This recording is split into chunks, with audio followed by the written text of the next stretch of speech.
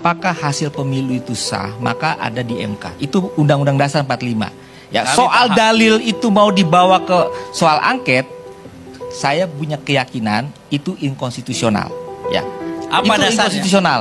Kenapa? Karena itu masuk pasal pada muatan apa, undang-undang apa yang mengatakan kalau DPR RI menggunakan hak angket itu inkonstitusional. Ada hukum dan politik. Kalau bicara politik, silakan. Ya, politik itu ya memang kodratnya begitu. Bisa keluar jalur itu sah-sah saja. Ya, ya. Tapi kalau kita bicara negara hukum, kalau kita bicara negara hukum, politik harus tunduk pada hukum. Itu tidak konstitusional. Ya.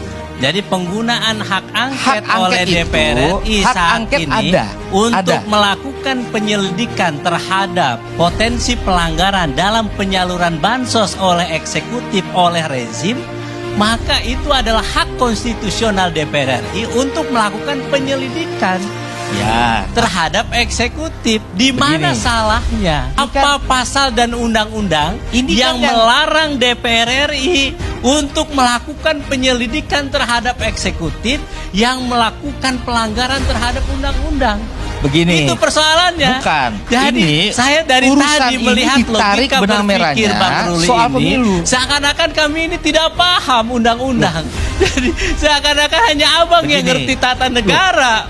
Itu persoalannya. Kenapa dan seakan-akan kita semua harus menutup mata terhadap fenomena politisasi bansos, politisasi aparatur sipil negara, politisasi hukum yang terjadi saat ini.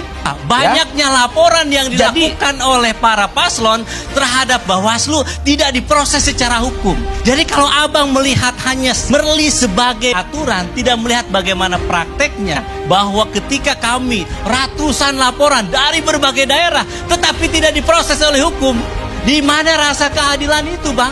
Ketika MK di awal bermasalah, distrust publik terhadap MK, di saat juga Bawaslu laporan banyak dari berbagai daerah tidak diproses, apa salahnya DPR RI ini, lembaga perwakilan rakyat, menggunakan haknya yang ada di MD 3 untuk menggunakan hak angketnya untuk melakukan penyelidikan? Kenapa? Karena ada distrust terhadap lembaga-lembaga itu.